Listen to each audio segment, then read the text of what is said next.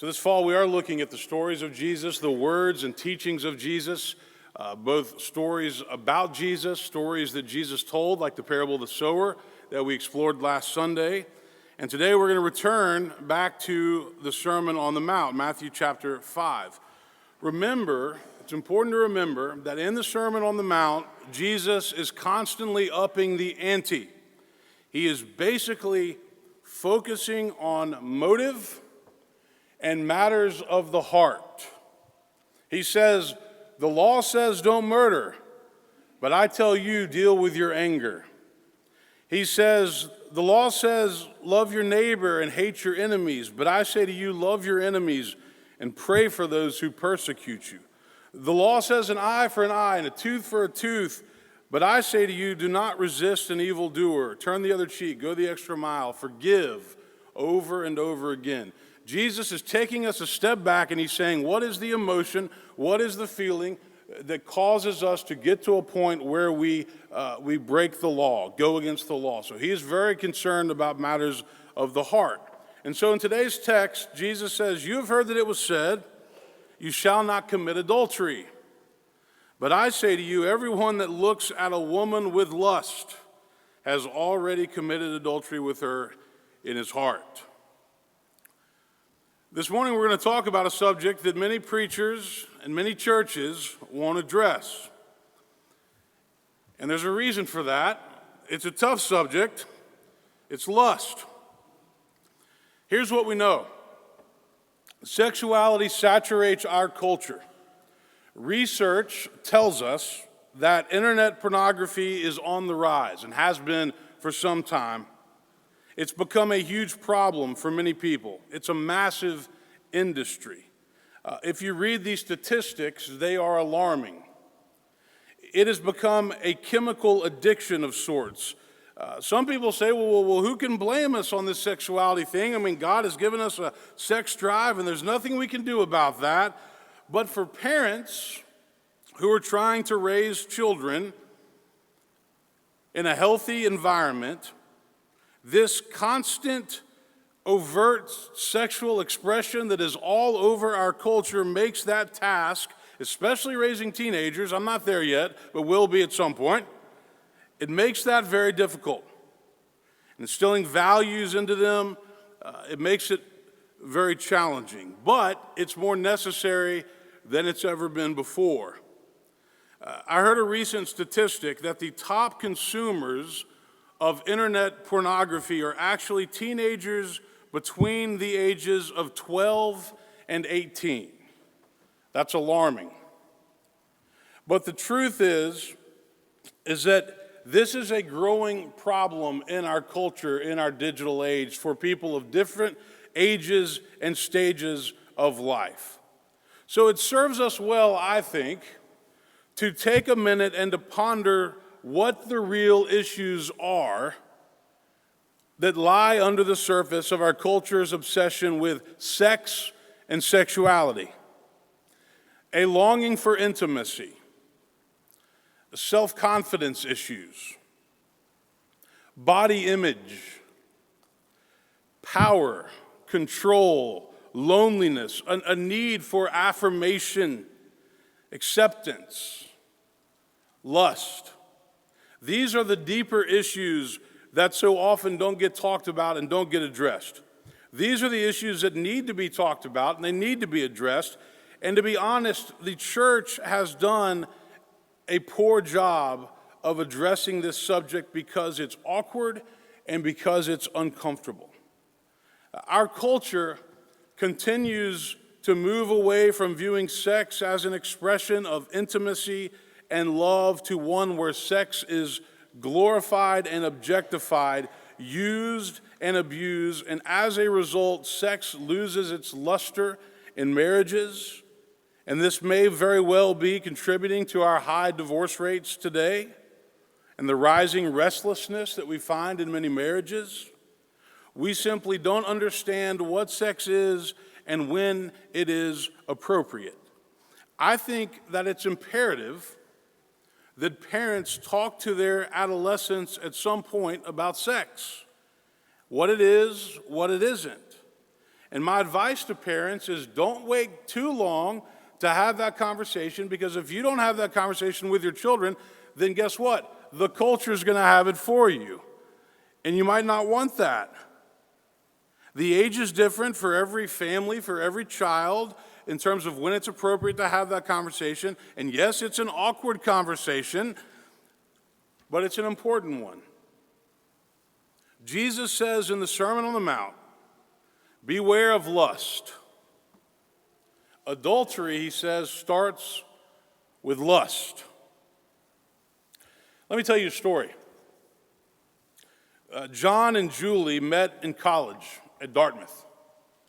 They started dating. They fell in love. They both decided to go on to law school. They went to the University of Virginia. They were married after their first year of law school, so they had 2 years left. They graduated from law school. They moved to Chicago, and they both took jobs with big corporate firms in downtown Chicago. They started their careers off on a good foot. Their marriage seemed strong. They had a great combined income. They had good friends. They seemed to be living the good life. I think it's called DINK, dual income, no kids, right? Not a bad situation for a while.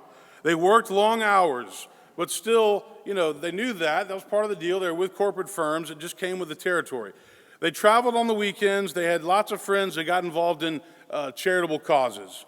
Well, after being married for about 5 years, they decided it was time to start a family. So they were blessed with a son. Julie was able to leave her firm, and she went and took a job working in-house for a small technology company where her hours were a little more flexible. Their son was in preschool at the church that they rarely attended. They were both happy as parents, but the stress of work and marriage and family life were real, and they were starting to take their toll. John still worked long hours. He traveled all the time. Many of his cases were in other cities, so he was always on the road. 2 years later, they had a daughter. A blessing, of course, but their stress level only went up. They were so busy running their family and taking care of their kids that they rarely made time for each other. Ultimately, Julie stopped working and decided to stay home so she could be with her children while they were young. John became a partner in the firm, which was a pretty big accomplishment. That meant an increase in the family's income. He was widely recognized in his field. However, his hours remained long and stressful. When he was home, he felt like Julie never paid attention to him because she was always dealing with the kids and she was tired at night. They hardly ever went out on dates, and their sex life left a lot to be desired for a couple still in their 30s. Julie felt like John worked all the time and didn't appreciate the sacrifices that she was making to stay at home and to make the family work, and so she started to build up some resentment. Meanwhile, John's law firm hired a sharp new lawyer right out of Yale Law School. She was smart, she was beautiful, and basically served as John's associate. Because so many of the cases were out of town, they had to travel together. They would work late many nights, and John would complain about the dissatisfaction of his marriage, and then one thing led to another. After a year, the two started having an emotional affair, which later led to a physical affair. John was able to keep it a secret from Julie for about 5 months, but Julie could sense that something was going on. She knew her husband. One night while John was asleep, she grabbed his cell phone and she started to scroll through his text messages, and it became clear very quickly what had been going on. They went to marriage counseling, but it didn't seem to work. John loved his kids, but he had clearly lost interest in his marriage. He loved being a dad, but he was ready to move on. And so a few months later, just before their 9th wedding anniversary, John filed for divorce. Unfortunately, this type of story is becoming far too common in our culture. Many people will say their vows, for better or worse, for richer or poor, in sickness and in health, to love and to cherish till death do us part, but when the stresses and the strains of life kick in, they don't honor them. In this age of egalitarianism, where both men and women are in the workplace together, Boundaries have become a big issue. Many people fail to keep proper boundaries, and then they make decisions that can't be undone. Jesus says in this passage, if your right eye causes you to sin, tear it out and throw it away.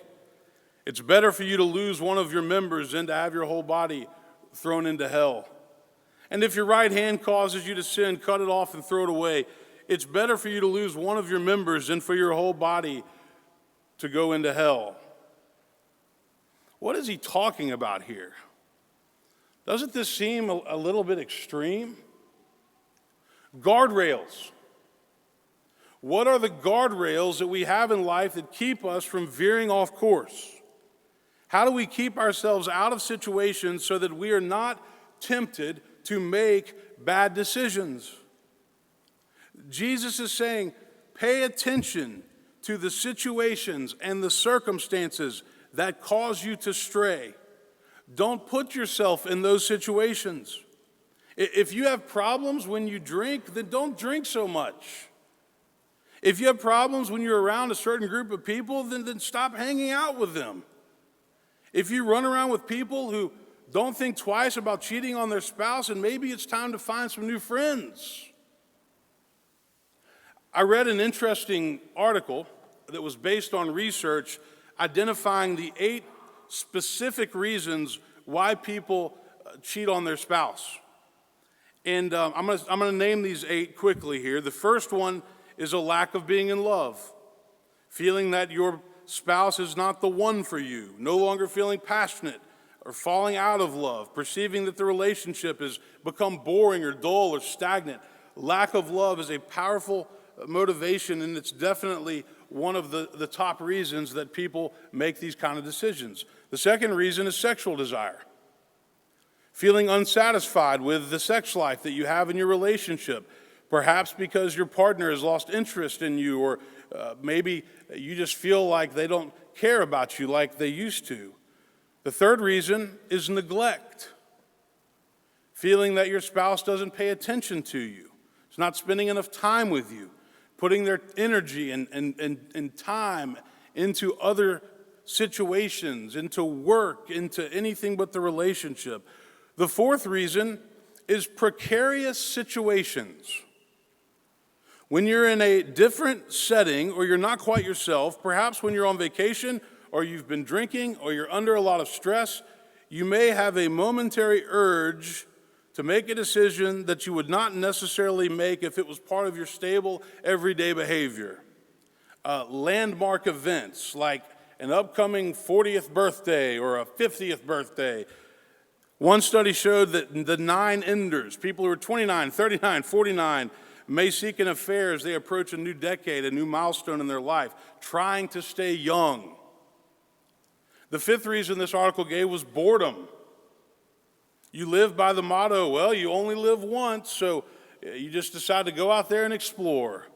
It's amazing in this culture where everybody seems so busy, there are still a lot of people that are bored, and they need productive things to do. The sixth reason was low levels of commitment, and this is oriented towards people's definitions of exclusivity. There are some people who say that, well, there's some people who grow up with this idea that you get married and you have a family, and then later on, you know, if you want to go and act out, you can do that. And some people said, well, I saw my parent do that, or that's the pattern in my family, but that's not the way marriage is supposed to be.